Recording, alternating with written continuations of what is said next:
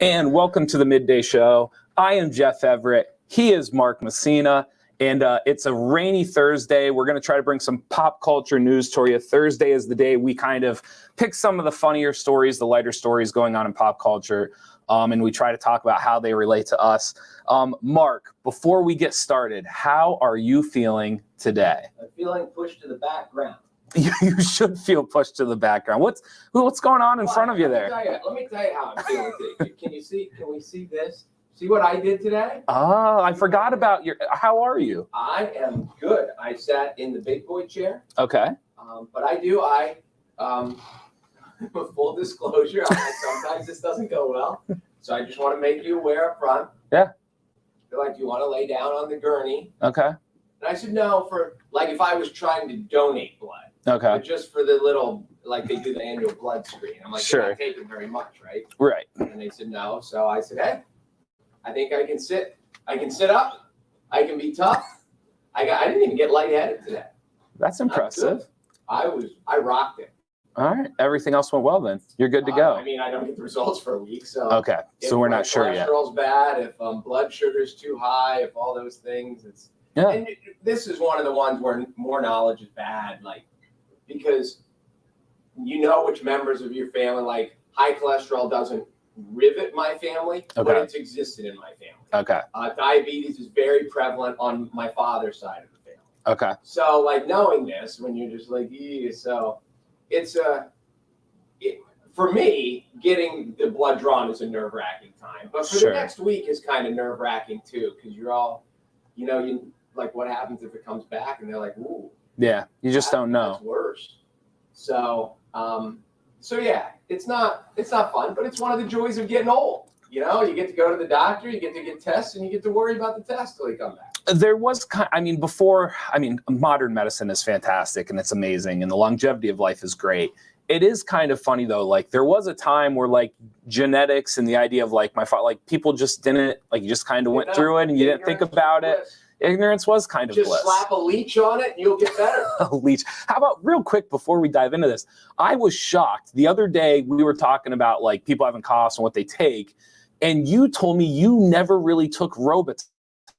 Do you remember this conversation? I don't think I've ever. And that blew my mind because I feel like you're at that age where like everybody took Robitussin. What's it for? It's for cough. Everything. Robitussin is for everything. It was just, I don't know. It wasn't a miracle drug, but I just remember like if you were ever feeling crummy, Robitussin just did the trick. See, now I sinus allergies at the end. I have never been like, you get the people who in the winter they develop a cough. Okay. I never got, because all my issues were my head. Like my head was always congested, but my chest was never congested. Nice. So if Robitussin was for cough, but if it was a miracle drug, I don't know. Yeah. I don't think I've ever had it. Thank you, Lisa. Really, really appreciate it. You missed it. She said we both tested positive for being 100% awesome.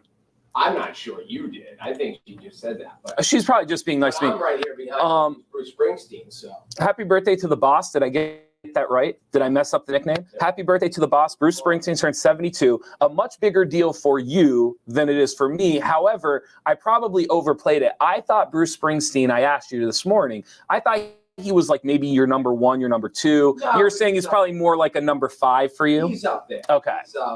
I'll say this. I bought his latest album. And we kind of, as you get older, you kind of become a greatest hits person. Okay. When bands have all this. Yeah. But Bon Jovi and Bruce Springsteen both put out albums last October. Real quick, that was like the politest way you've ever said curmudgeon-y. Like when you get older, you just get grumpier. The new stuff just makes you grumpy. I didn't say grumpy. Just get go ahead. Simple. I get it. Go ahead. And I bought his last album, Letters to You, and it is awesome. Yeah. I will put it in and I will play it start to finish. And there's probably, I don't know, I would say clunkers, but there's a couple that I don't think are great. Yeah. But of 12 songs, I'll bet 8 or 9 or 10, I would say, are really, really good. Okay. And it's kind of, I think one of the things my daughter keeps telling me to get into Spotify. Okay. And she's like, you can make playlists and you can do yes. this. And she's showing me her playlist. And I'm sure you lose that because when I'm a road trip guy, I still got the CDs and I have them in a Ziploc bag and I put one in beginning to end and you you hear songs you haven't heard in a long, long time. Yeah. If you're always playing your favorites, it sounds good, but I think there's a drawback to it. Yeah. This is because I'm not a huge Bruce Springsteen fan. I don't hate him. I don't love him. I am. He's just kind of there. However, I will say this, and this is the part that I've always there are certain songs or bands or whatever they are that states or cities attach themselves to it, or just like Sweet Home Alabama, West Virginia, John Denver, Take Me Out. There's certain things that just, I think the connection between Jersey and Bruce Springsteen, and I have always appreciated that as just somebody who thinks stuff like that is cool. Have you ever watched his Netflix special? I have not. Nope. Even if you don't love him, he's cool. Yeah. And the show is cool. But one of the things he talks about is people talk about the Jersey sound, and he's like, there wasn't a Jersey sound until people like, oh, you're just playing all over bars, and he's like, we couldn't get. There were no gigs to play. We were trying to go to New York City. We're trying to go to. So, yeah, it's just it's that. Oh, the one right there in the leather jacket, right there that I'm hiding behind. Yeah. Cover of leather. Yes, yes, it is. To You is a fantastic song. Okay. It is. So anyway, happy birthday, Bruce. Yes. Still doing it. If you haven't seen him live, it's a long show, but it's worth it. It's a good time. I think I told this story too. Did I tell this story? Yeah, you told this one. Can you give a 10-second version? I don't know if you can. Is it the Bruce Springsteen story? Yes. Yeah. Oh, when I saw him in State College. Right. And apparently, once a show now, it's part of their thing. Yes. They'll play a request from the audience, and people hold up signs and hold up signs. And I don't know if it's gimmicky. I don't know if it's staged, but they made it look good. And they did Shout from Animal House. And a little bit softer down. I think it's the Isley Brothers. It is the Isley Brothers. And Little Stevie and oh gosh, who's the other guitar player? Joey. No, I'm gonna think, but it's Jimmy. But gosh, you're so perfect. So they're over there talking, and Bruce is like, all right, because he started. He goes, I don't think we played this song in 20 years. Come on, we can do this. We can do this. And he knew most of the words. Sure. He probably didn't. But it ended up being. But he was like, hey, let's go. And they're talking, and they're Nils Lofgren. And they're talking, and all of a sudden he's like, all right, here we go. And 1, 2, 1, 2, 3, 4. And they ripped into it, and they did okay. Yeah. So, pretty cool. Again, I don't know if it was staged or not, but it's fun. So happy birthday to Bruce. Yeah. Pretty neat. Glory days, they will pass you by. They will. In the wink of a young girl's eye. So this will be the only COVID vaccination talk we have today, but it does kind of relate to sports and pop culture. There is an NBA basketball player named Andrew Wiggins. He plays for the Golden State Warriors. As of right now, he is one of the only unvaccinated NBA players in the country. He right now is under, I don't know whether to call it, it's not scrutiny, but he is under the pretense that the NBA is basically saying, we don't know how to handle your situation. Andrew Wiggins has come out and said that he does not want to be vaccinated. The only way he will be vaccinated is if he is forced to do so. The NBA, I think, has been fortunate in the sense that they haven't really had to mandate this stuff. When they first went in the bubble, a lot of people that feels like forever ago, but it really wasn't that long ago.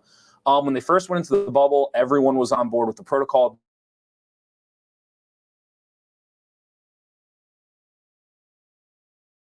So for Andrew Wiggins, somehow, I don't want to say he slipped past this because that implies he's doing something wrong. But under the NBA terms right now, he's not doing anything wrong. They're just trying to figure out how to handle this going into the next season if he's the only unvaccinated player.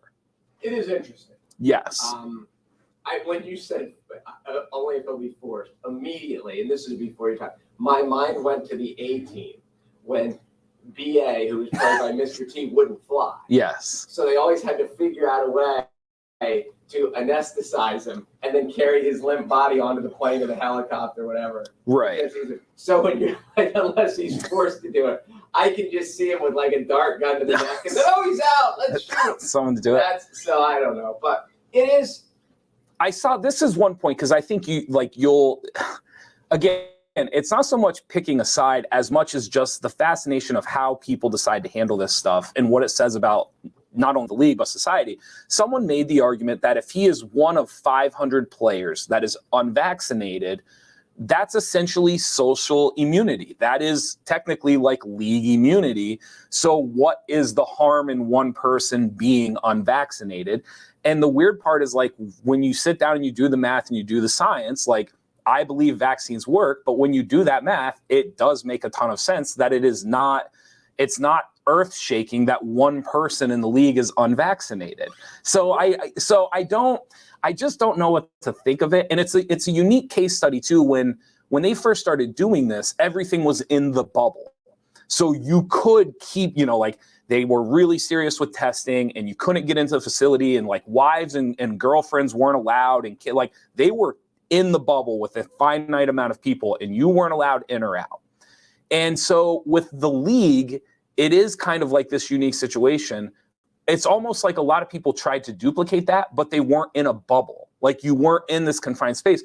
It worked so well that a lot of people then tried to duplicate that with their companies and their organizations. And I would argue even some states like tried to follow suit of what the NBA did.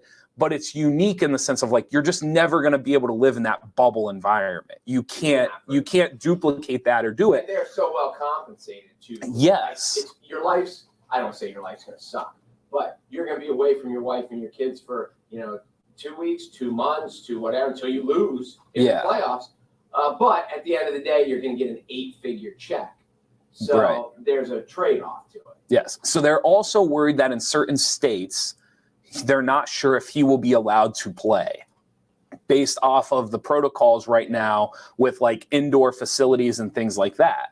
So the Golden State Warriors are kind of saying to him, like, listen, if the season starts and like we travel to New York and you're not allowed to play in Madison Square Garden because you don't have a vaccination card, like, do you get a paycheck? Do you not get a paycheck? Like, is that a fine? Is it not a fine? Like, and these are the questions that they're now trying to figure out and answer. I find the whole thing very societally, I find it very fascinating. Yes. And I would suspect that how old is Andrew Wiggins? He's probably pushing his late 20s. This is the other thing he was a former number 1 pick. Like Andrew, like he's not a superstar, but Andrew Wiggins is a somebody. He's a Canadian-born basketball player, was the number 1 overall pick. He was in the trade for Kevin Love that when LeBron James first came back to Cleveland. So he is kind of like, he has a stature to him. Let's put it that way. He's not nobody in that league. Very interesting. No, just to throw in a little history of the name. I don't know. I doubt it's related, but there was a baseball player named Alan Wiggins, who way back in the day, I think had a drug issue. Okay. And eventually died of HIV, I think. Or you don't die of HIV. It breaks down the immune system, you die of something. But like, I think during his career, I think he was in his 30s. Okay. And he got sick and died. So that 80s, early 90s. I think he passed before Mike made it. But anyway, so just for whatever that's worth. Yeah. Okay, let's do, we've talked about this before a couple of times. Netflix is going to release a Britney documentary on her conservatorship. There's like a 1-hour one that's kind of like a news documentary, but it's not really like a movie style documentary. So Netflix is going to do, it's going to be called Britney versus Spears. And they are going to basically, that's cool. It's going to be kind of, I don't want to say like it's her first chance to speak out, but it is kind of her story and her, because the news one it's not really from her perspective. It can't possibly be from her perspective because like she was only allowed to speak to certain people and do certain engagements. And so this is going to be kind of the first time where we're going to get the full picture. Is that a politically correct way to say it? I would say it's better. Yes. What's unfortunate for her is no matter where you're at in life, you need to surround yourself with people that you trust and that have your best interests in mind. But like the bigger you get, the harder it is for her. She just can't. It's probably very hard for her to pack up and go to the grocery store. I would imagine. Like when you're that famous, you need help to get through the day because you can't do the normal stuff that schmucks like us. I stop and get gas at the Unimart at 11 o'clock at night. Famous people probably don't because it's more dangerous for them. Yes. So, but when those people, that are closest to you, the ones that you're supposed to be able to trust, are the ones that she's then in a lawsuit with. So then you get to the point when you're really wealthy, you either have family, you have lifelong friends that you grew up with from your hometown, or you have people that are paid on your staff. Right. And it's hard how is Britney Spears going to make a new friend with a normal person who isn't just as famous as she is? She could be friends with Christina Aguilera. She could be friends with Taylor Swift. Right. She can't be friends with us, because how does that even happen? And that's what makes their world really hard. And that because one of the things that people always said when guys go broke, like when MC Hammer went broke and when Allen Iverson went broke, except Allen Iverson's agent kind of saved him. Sure. But like MC Hammer was one of the ones in my time. He made all this money, then he blew it all. And people say, well, how does no one stop them? Well, because everyone's on the payroll. And if you are his manager, and if you watch Straight Outta Compton, and if you're the manager and you go to MC Hammer and say, Hammer, you're blowing all your money, you have to stop, and he says, you're fired, he's still blowing his money. What did you just made your life worse, and he's not going to listen anyway. Sure. So that's why all these people on the payroll are just like, well, I'm here to do my job. I'm here. And as soon as he doesn't have enough money to pay me, now I'll go manage someone else. So it's a really hard, they always say it's lonely at the top. It is, because you just can't. You and I could make a new friend tomorrow. Sure. They can't. It's interesting. And she is, like, you and I have debated before, like, what's an A-lister, what's a B-lister, everything else. From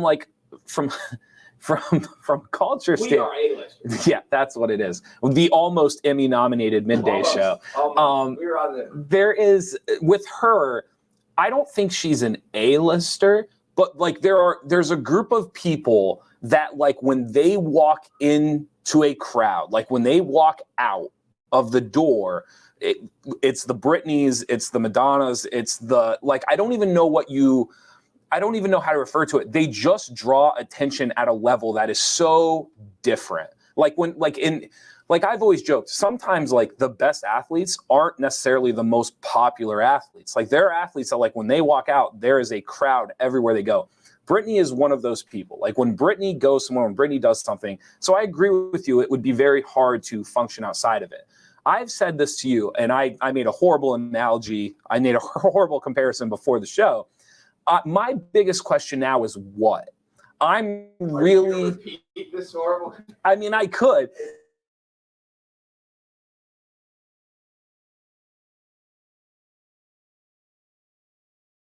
Like you said, like, keep performing, but I think when you're her and you've been forced to do those things and you've been forced to, like, what is the next phase of life? Because for the last 10 years, your only focus is getting out of that conservatorship. Well, I think now because one of the things that I read that she said was she wants to do shows that she wants to do. So now that she can choose if she wants to go to Vegas and do another, what do they call it? When she headline? No, there's doesn't matter. No, but it's bothering me. But she, like, did shows in Vegas for a month. Okay. And if she wants to do one of those, residency. Okay. Then she can. If she wants to go on tour, she can. If she wants to go on tour with Taylor Swift and Christina Aguilera, Madonna, and all those people, she can. I have come to. But I think you're proving my point. And just real quick for 10 seconds, that's my point, is, like, now what? Because you can do whatever you want to do. And I'm fascinated to see what that is. Like, what is the thing that Britney Spears wants to do? I have come to the conclusion that your A-list is so much smaller than my A-list. Probably. Like, in my world, Britney Spears is an A-list until she dies. She is that big. She's an icon. Okay. Once you're an icon. Icon is a very good word. She's 100% an icon. So I agree with that. But again, I think we're A-listers. Yeah, you think way too many people are A-listers. So that'll be on Netflix. Keep an eye out for it. It's soon too. It's before the end of September. I don't know. Actually, it might be on the picture. September 28th. It comes out on Netflix. That's like next week. Yeah, real fast. You didn't know, did you? Okay, this one's pretty interesting too. CBS put out a show called The Activist. It's supposed to be a competition show. It was supposed to be this idea of you were supposed to try to pick a cause, raise awareness. You could gain points for having people join your cause or raising this or raising that, and then you would get money for the cause. It was backed by Usher. Let me look real quick because I don't want to say somebody's name I shouldn't.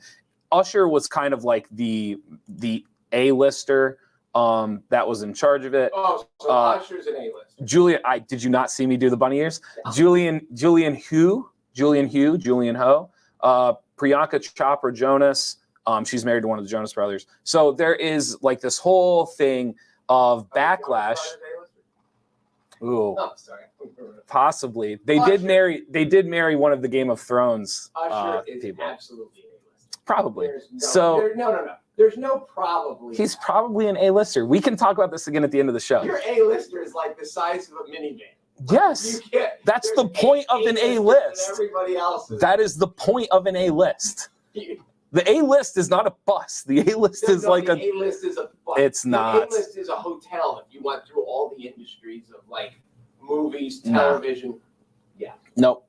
So here's what happened. They essentially received backlash, and you could kind of, there's two ways to look at this. It sounds like a really good idea, and I think there's a deeper question here of if you're helping people, but you're getting something in return, are you not still helping people? I think that's a very deep, real question to ask about this. But before we maybe dive into that, they got backlash because based off of the idea, these causes that they're going to raise awareness for, you're basically making a competition out of something that if this one gets money and this one doesn't, some people may survive over here and some people may not on the other side that doesn't win it. And obviously the backlash ensued. And I 100% understand that backlash. I get it. I understand both. I understand why they thought it'd be a good idea. Yes. And then why, as they got into it, they're like, oh, like it's going to be heartbreaking. Yes. For some of these people, you get to the final two. If you're making a decision, you decide this way, it could be a death sentence for the other side.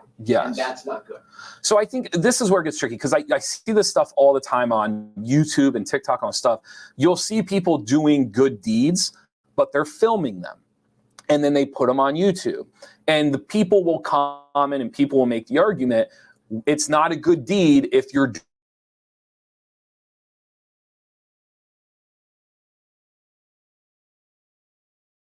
you are, yes. And so I think that's I think it's a fair and real question to ask. Like, is it not still a good deed? Because I can tell you right now, if I scroll through my TikTok or YouTube right now, and I see somebody that gives a homeless man $100, a haircut, and a suit, I can tell you right now that is significantly more than I did to solve homelessness today. It is still a good deed, but you're not questioning the deed, you're questioning the motive. Sure. Listen, and it doesn't happen every day. Once a week, I read through Facebook and I see someone basically talk about how great they are. Okay. And this is what happened to me. And they try to disguise it as like activism. Yes. Okay. But it's basically, that's very, very well done. I mean, we're talking about a show called The Activist, okay. I didn't pull it out of thin air. I'm less impressed than I was. You should be. But you're just like, you don't. So yeah, a guy was going through the checkout line and didn't have money, and you bought him this thing. Like, you don't have to post that, and you posting it. It's so blatant that you're posting it just so people can. You get this thread of, oh, you're wonderful. Oh, you're this. Oh, what a great person. Sure. And it happens a lot. It does happen a lot. And your sentiment is correct. I don't have an argument against what you just described. My argument would be if I was looking at the same post and I like snickered, what did I do today? Like, did I pay for somebody's thing at the, and so there, I just think there's, still a good deed. Yes. And so I don't know, like, as we move forward and we're doing these shows with the activists and like TikTok continues to grow and you have different people, every person's looking for their way in, right? Everybody's looking for their niche or their brand or whatever it is that's going to make them it. There are people that get on YouTube and Facebook and TikTok and post absolutely awful, ridiculous, crude things, and yet here's somebody posting that they did something for the good, and yet there's a ridicule behind it that I get, but I don't know if it merits what it receives. Well, and just it goes back to the way people are wired, and we're all wired differently. Mm-hmm. There are lots of people in every aspect of life, and you with coaching, whether you've got assistant coaches, you've got guys that work at camps, and there's lots of people who are willing to do what needs to be done, what the unglamorous jobs, the behind the scenes jobs, and those are the best people. Just do it because they know it needs done. Yes. We're all in this together. But there are also people who, whatever they do, they need attention and they need applause. Sure. And so what I would say is the people you first described, they're a 1 out of a 10, they're a 10. And all I'm saying is the people that do those things but need the attention or I just don't think they're a 1. They're not a 1. And not only do I not think they're a 1, they're probably a 6 or a 7 because they're probably that's all. So that I'll leave it at that. But I wanted to say that because I think the backlash they're getting is fair, but anything past that I think is almost unjustified because there's a lot of people trying to make TV shows that help nobody. Like, I mean, speaking of the Emmy-nominated Midday Show. You can even make TV shows. There's a lot of people that just help nobody. I did catch you. Yes. I kind of stomped on your good joke. Did we? Shut up. It would have been fun. It's fine. Welcome to the Midday Show is what I get, right? Conor McGregor's first pitch at the Cubs game, just a bit outside. You actually had a great comment. You looked up from your screen, and the first thing you said to me was, do you think he did it on purpose? It is so bad. It's very bad. So bad. Real quick, though, explain to people, you would probably know better than most, not necessarily because you've thrown a first pitch, but just kind of being around the game. And how difficult is it to throw a first pitch? It's probably not very. Okay. I know because of all the stadiums now have hitting tunnels underneath. So they get to warm up. They warm up. Okay. So, yeah, they don't just bring him in cold. Okay. So he probably now if anyone in the world is like, I don't need warm-ups, it would be Conor McGregor. So did you ever see real quick. Okay. When you're Googling famous first pitches, did you ever see the one of the kid in Boston? He was in the Jimmy Fund. I think he might have had childhood cancer at like 8 or 9. Okay. And they had him, and he came and ran the bases at the game. And they brought him back when he was like 18 or 19. And he had just graduated high school. He was in high school, and he was playing high school baseball. And he was this success story of modern medicine in the Jimmy Fund. They let him throw out the first pitch. And he hit a cameraman right in the family jewels. And the cameraman, so he's stuck like this filming it. And the commentator, when you're looking, you will laugh and you will rewind and you'll watch it again. How far off was he? He was the cameraman behind the? He was kind of off. The cameraman was kind of at like 1 o'clock. Okay. And he was far enough off that the catcher couldn't get to it. Yes. It was deep and it was long. This Conor McGregor throw is awful. This is the one thing that I will defend Conor McGregor, and I think we forget about this a lot. He is from Ireland, isn't he? He's not an American. We forget that baseball, I'm not saying other countries don't play baseball. I'm not saying there's not great baseball elsewhere. Baseball, it's a very American thing to assume you learned how to throw baseball growing up when you were a kid. That's true. And so to watch Conor McGregor throw that baseball, the first thought that went through my head was like, oh yeah, they don't necessarily play catch. His first like overhand throw of his life. When you grow up in Ireland, like you don't necessarily, it's not guaranteed that you get a baseball glove when you're 6. Like it's no, right? You know what I'm saying? Like it's not. And so that was the first thing I remember. Was like, oh yeah, Conor McGregor's not American. That was the first thing that went through my head. If there's any stadium in baseball that doesn't have hitting tunnels underneath, it's Wrigley, because it's built in like that's true too. Days. But I can't believe that through all the renovations and all through the mod that they don't have an indoor hitting facility. When you watch him throw it, it's very clear he has not thrown a lot of baseballs. It wasn't a warm-up issue. No. It was pretty bad. He's thrown a lot more overhand rights than he has thrown. He's rich. He's going to be just fine. If you get a chance, go watch it. It is worth a chuckle to see it one time. Will Ferrell, Ryan Reynolds, they are currently filming the remake of A Christmas Carol. It is going to be called Spirited. It is a musical. It is on Apple, and I don't know if I have ever been more excited for like a straight to streaming musical. I get it. Let me come back with this. What's the last thing Will Ferrell did that was good? He just did the I think it's not called Trainwreck. It might be called Trainwreck. He just did one where he takes his family skiing and there's an avalanche and he leaves his family and runs away. But then everyone's fine.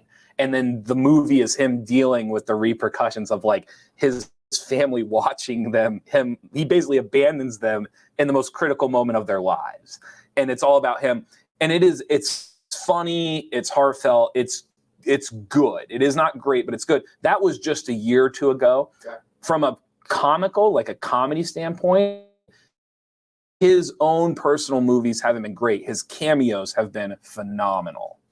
Such as? He was in Eastbound and Down on HBO. He was like a used car salesman. It was absolutely hysterical. He's popped into things at the right moment that have been absolutely great. I guess he has made. I think he's been missing for a while. Yes, when you think of the gems of his, they were 20 years ago. Yeah, I.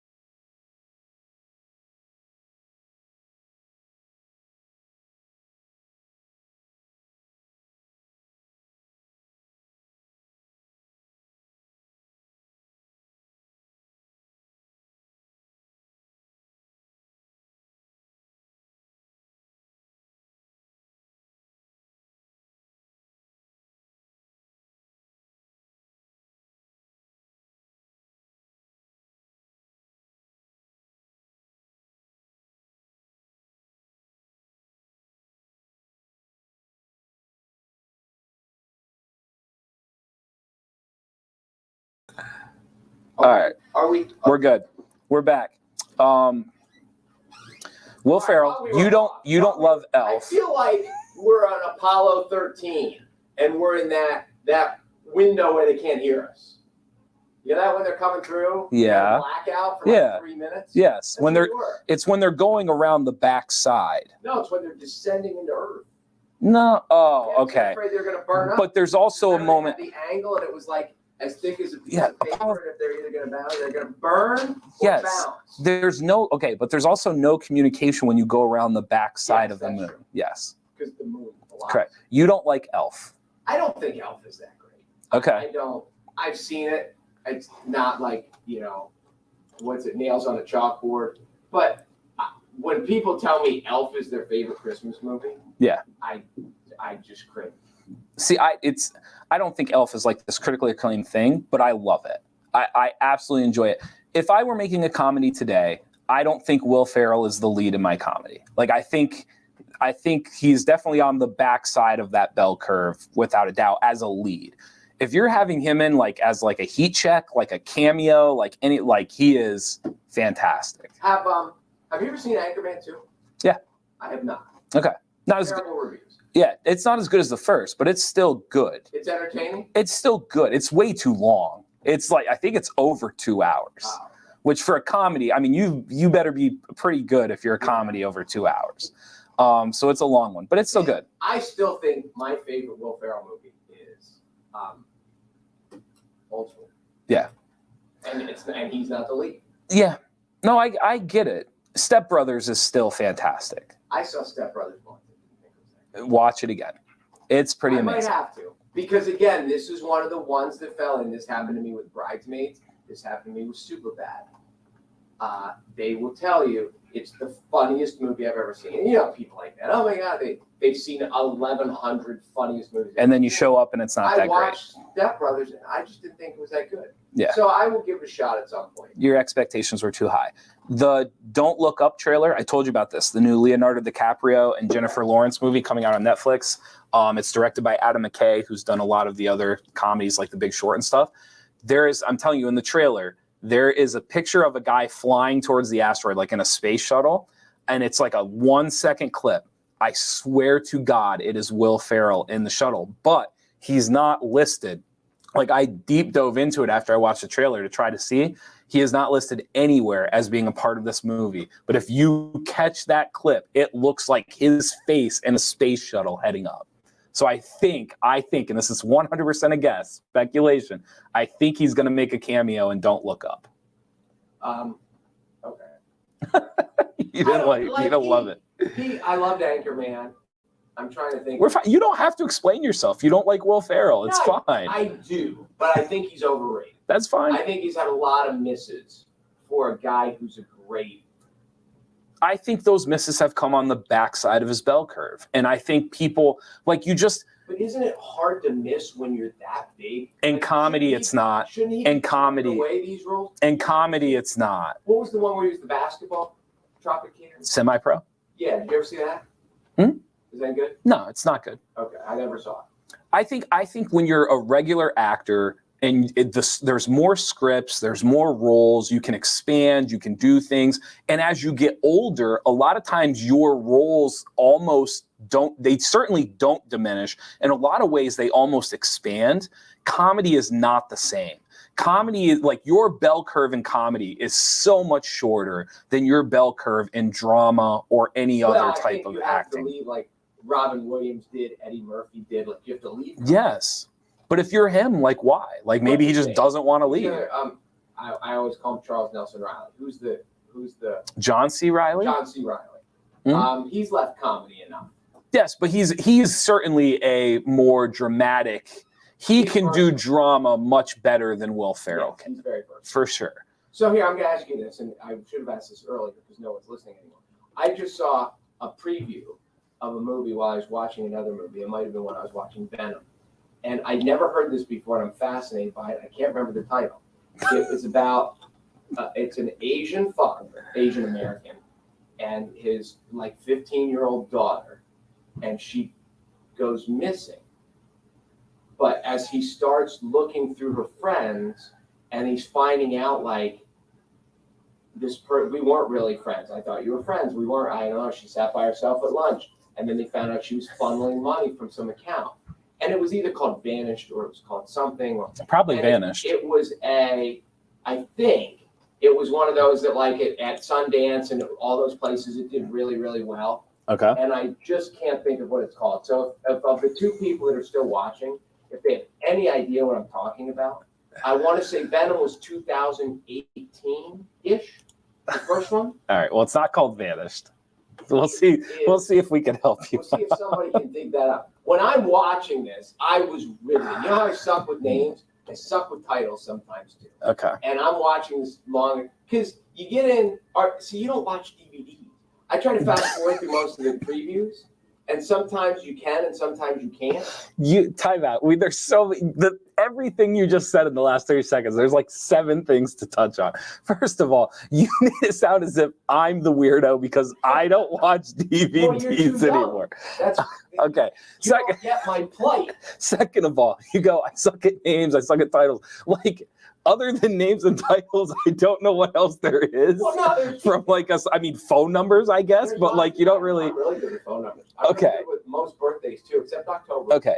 Third of all, you using the show for people to figure out the name of a title of something you can't remember is fantastic. Like you're using them like the phone book of movies. That's why I said I should have done it earlier because no one's listening. Oh my gosh. Fake it out. I don't even know. Netflix says Netflix says Tiger King season 2 is officially coming. You did not watch it. I did not. Okay. This is what I would advise you. Watch at least the first 5 episodes. After like 4 and 5, it kind of goes, it's still interesting because you want to find out what happens, but the shock and awe of it certainly dissipates after episode 4. This is what I think of Tiger King from using my context clues. Isn't it just mindlessly dumb? It's not though. It is like the people that you are watching, you can say that they are mindlessly dumb or like it's insane or it's pointless, but like, when you look at what they have done in the structure of government and like having to like they have to live somewhere where there's rules and laws and all. And what they've pulled off underneath that is ridiculous. Like you can't be stupid. I get what you're saying. Like that, like they. I mean, so I don't know. I agree with you in the sense like, is it silly? Sure, but it also is like it's a fascinating study into like everything that is wrong with like American governing and the rules within states and what you can get away with. And like, it is, if you look at it from that perspective, it's spellbinding. Like you almost can't look away from it. Huh. And then on top of it, there's a bunch of jungle cats and a bunch of idiots trying to feed them. So it's just, you know, like you put those two things side by side and it's, I mean, I remember when it was out, it was all the rage and I was like, there's no way I'm watching. When you were growing up and you thought about the people that worked with tigers, like you figured they had you figured they have a degree in zoology and they had background checks and you had to like. I just thought crazy. Okay, that's not what I thought. I thought the people that worked with tigers were very, very specific. I thought it was a very finite group of people that were handling the number of big cats in America. And what this documentary shows is that is not the case. But aren't you shocked? And it's a very valid point. But aren't you shocked as an adult, the people who get into positions where you're like, I was on a radio show in Baltimore. Like I was on a sports talk show in Baltimore because I met the guy sitting in the bleachers at a baseball game and I was Mike's brother. Like we had interns show up because they wanted to work for free and then we put them on the air. Like you see these people. Like there's a guy in Baltimore who's a friend of mine who's good on the radio, who has a Heisman vote because he was an intern for us once. Who was a good guy. We talked to off the air. Then when we needed more shows, they gave him his own show. He turned out, and now he has a Heisman vote. Like, and you're like, you would think these people go through broadcasting stuff. No, he's a freaking intern. Like, there was a guy, I keep going this. He was a friend of mine on Facebook who ended up being a producer for the Oriole games, and for like 6 or 7 years, he traveled around with the Orioles. His first job in radio was he was low man on the totem pole at this stage. He was like taking out the trash. And then he ends up working, and you think that these people, like, how did we get this gig? Okay. Because we just did. Okay, but no one's going to die because you guys let Timmy on the radio show. Like, there's not a jungle cat in the booth. But who's going to die with the jungle cat trainer? The trainer. So, like, putting an idiot in with the tiger isn't jeopardizing my life. It's jeopardizing his. I disagree because these are like zoos. Like people are in these facilities. So the cats are just roaming? Well, they're in pens, but these pens are updated and upkept by like very low functioning members of society. That's the most polite way that I can put it. And then hundreds of people pour into these parks to see these killer cats. Like who can let themselves out of the cage if they want? It's insane. Yeah, I mean it's insane. So I would just argue. So now I'm picturing Jurassic Park. I would just. Like, oh no, it's okay. The tiger's in a cage, and then it's like, the tiger's loose. Yeah, I mean, There's even a horse loose in the hospital. Yeah, even in Jurassic Park, there was like electric cables and like. They didn't work. Well, yeah, because exactly. So why would you want to go to the Tiger King place? I'm just saying, I don't think the radio show host and the person working with jungle cats. I do get that. The chance of a carnivore coming into play on the radio. No, it's not. It's not nearly as high. I kind of just want to put Bruce back up in front of you one more time. Do you want to get your head straight there? We'll screenshot it before we go. No, you got it. There you go. Yeah, lift your head. What are you doing? Are you smiling? What is that? Everybody can screenshot now, and then they'll have that nice picture of you. 3, 2, 1. Perfect. We're good. Nice. Everyone will remember it. Yeah, I thought you'd give me more credit for that. That is impressive. I like it. Born to Run, Thunder Road. Okay. You know, if you tell me Bruce is an A-lister, we are going to fight right here on the couch. He can listen. He could probably grab like the back of the bus and come along. I don't even know what to say there. I think there's A-list. No Bruce Springsteen can't get in. Oh, you don't think so? I think any event you would go to. I think that's true. Like I think things you would go to, he could get into. I think there's a plethora of things that have a finite number that Bruce Springsteen probably isn't getting into. Such as?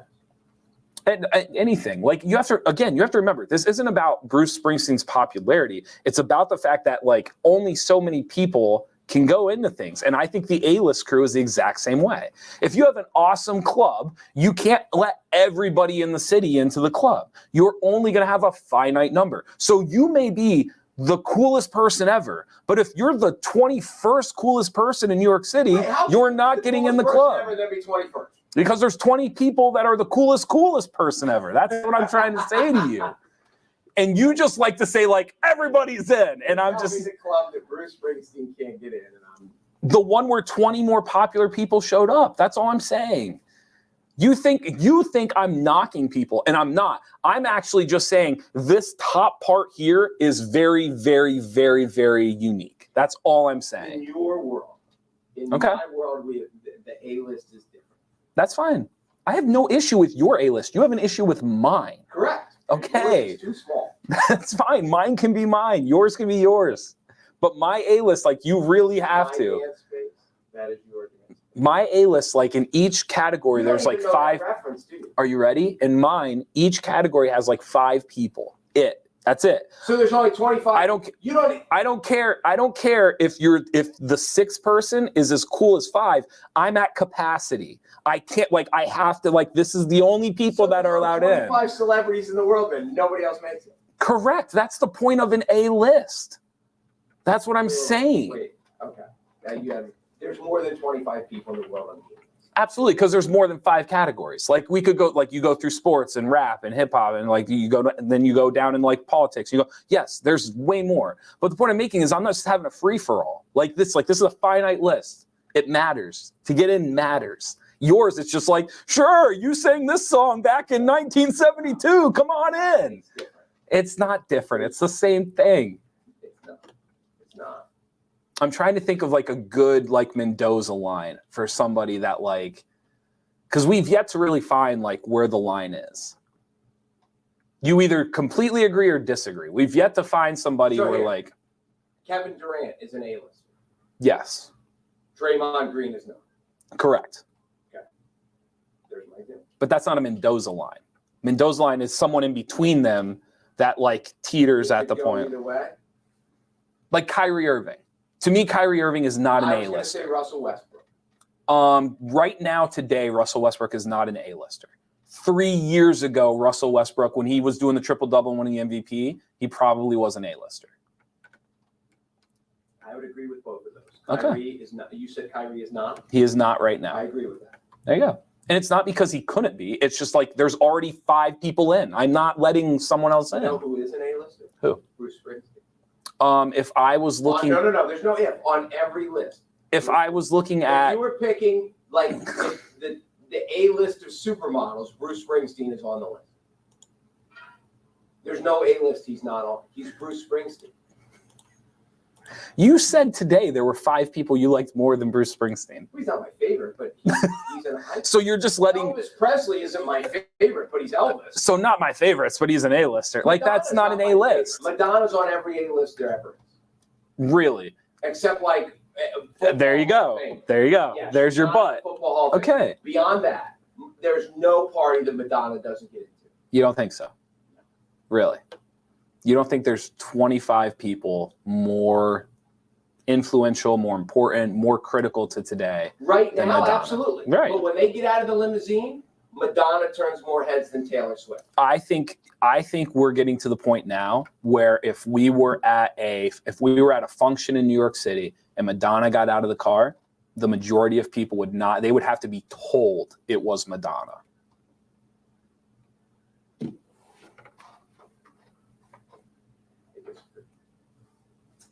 There you go. That's our Mendoza line right there, Madonna.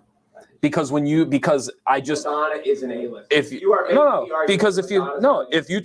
took 10 20-year-olds, 10 30-year-olds, 10 40-year-olds, 10 50-year-olds, it's not. That's society. They're dumb. They're not dumb. That's the whole point. They are dumb. That is the point that I'm making to you. There's an age group that think Drake and Josh this is why and Madonna's not, but it doesn't mean they're right. This is my biggest issue. Like when we talk like right left, this is my biggest issue with you is that because they don't know, like because they have a different idea of it, they're dumb. And they're not. They just don't know who Madonna is. And in order to be an A-lister, 20 and 30-year-olds have to be able to see Madonna and go, oh my God, that's Madonna. And what I'm saying to you is right now in our society, 20 and 30-year-olds don't recognize Madonna. They know who she is, but if she walked by, they don't know that's Madonna. But if Bill Gates walks by, and they know it's Bill Gates. And they don't know who it is. A 20 or 30-year-old, a 20 and a 30-year-old knows Bill Gates when he walks by. Do they? Yes, absolutely, 100%. Yeah. Bill Gates is closer to being an A-lister right now than Madonna, without a doubt. Oh, Bill Gates is absolutely an A-lister. Okay, that's my point. Madonna is not an A-lister today. She is not. But she's an icon. If you want to say she's an icon, that's a good way to put it. She is an icon. Yes, she is. At the same point, if Zuckerberg walks by a 65-year-old and the 65-year-old doesn't know who Zuckerberg is, that's fine. It still doesn't mean he's not an A-lister. But he owns the list. Correct. But there's more 30-year-olds than 65-year-olds? No, but it just because of one Elon Musk. Like Jeff, the guy from Bezos?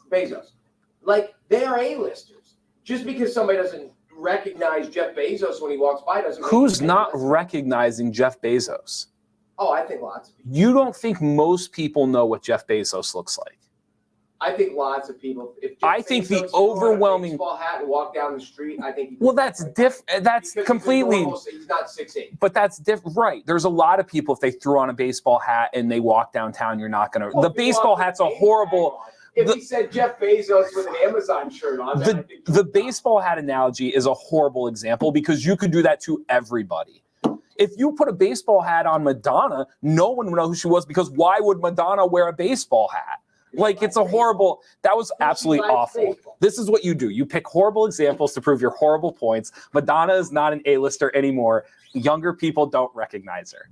And we will get you a thesaurus so you can come up with different adjectives other than horrible. I'm just impressed. You're like, this is the one issue with you that bothers me the most because there are so many issues that I have that bother you, and this is the one that bothers you the most.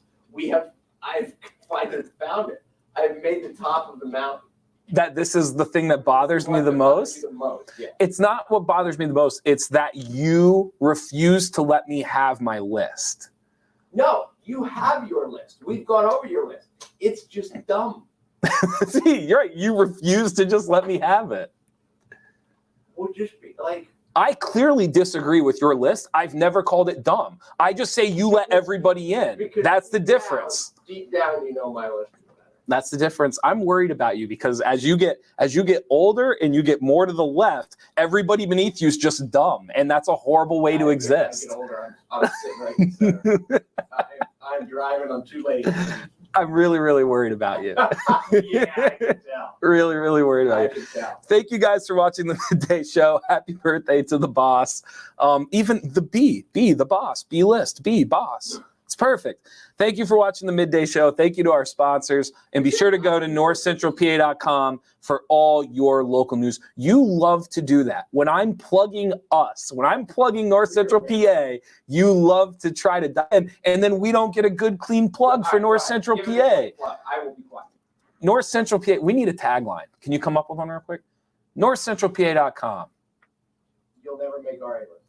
You'll never make our, or you should die trying to make our A-list. There. You're already in. Apparently, I let everyone on the A-list. If it's Mark's A-list, they're in. Madonna being A-lister. Thank you, guys. I'm Jeff Everett. He's Mark Messina. Thanks for watching the almost Emmy-nominated Midday Show. I want to see you work the door and turn Madonna away. Say, sorry.